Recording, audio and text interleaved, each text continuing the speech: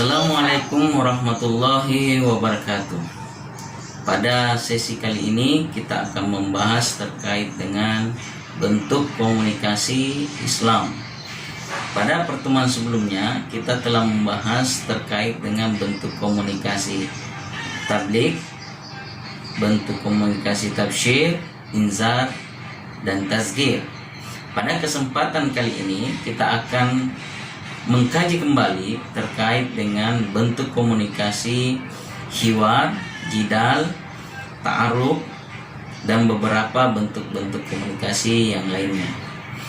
Yang pertama, bentuk komunikasi hiwar.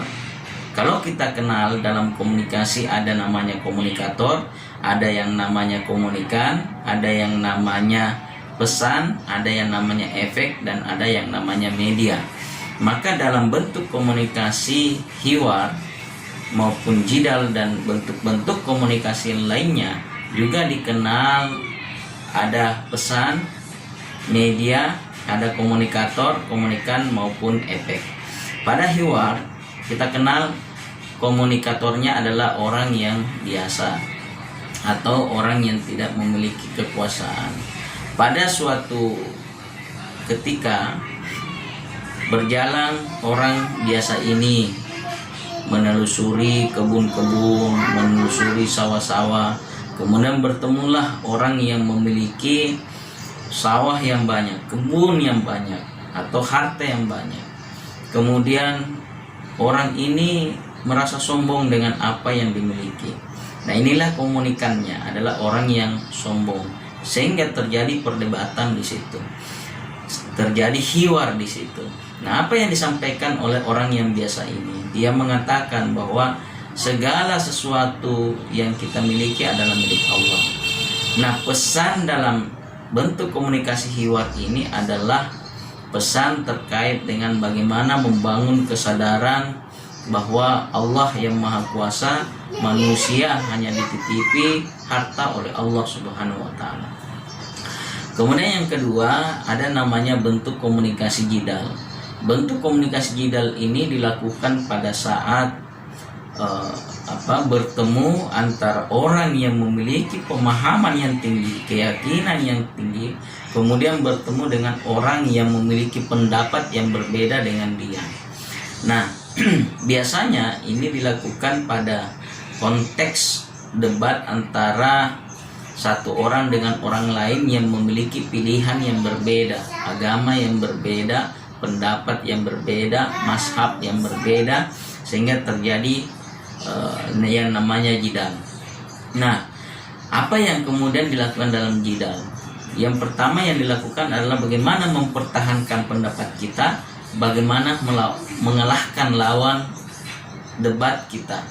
Nah, untuk apa mempertahankan pendapat dan melawan orang lain dalam menyampaikan pesan-pesan agama adalah yang pertama untuk merubah nasib seseorang, untuk mengajak orang lain kepada kebenaran. Nah, oleh karena itu dibutuhkan komunikator yang sangat kuat, yang memiliki retorika yang baik, yang handal. Kemudian selanjutnya bentuk komunikasi ta'aruf. Ya, bentuk komunikasi ta'aruf. Bentuk komunikasi ta'aruf ini komunikator dan komunikannya adalah semua orang, karena setiap orang ingin hidup berdampingan, tidak ada satupun orang yang bisa hidup tanpa orang lain. Untuk apa dilakukan ta'aruf? Yang pertama untuk meningkatkan nilai-nilai takwa. Kemudian pesan apa yang disampaikan? Yang pertama saling kenal mengenal, saling bertukar informasi.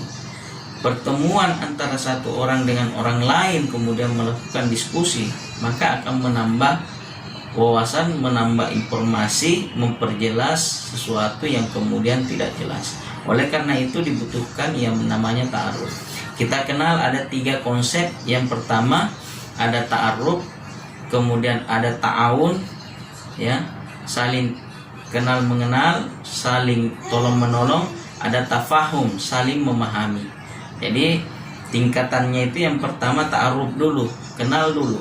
Kemudian setelah mengenal maka ada tafahum. saling memahami antara satu dengan yang lain, kemudian naik pada level yang tinggi, yaitu ta'awun, saling tolong menolong antara satu orang dengan orang lain. Saya kira itu materi kita pada pertemuan kali ini. Semoga bermanfaat. Wassalamualaikum warahmatullahi wabarakatuh.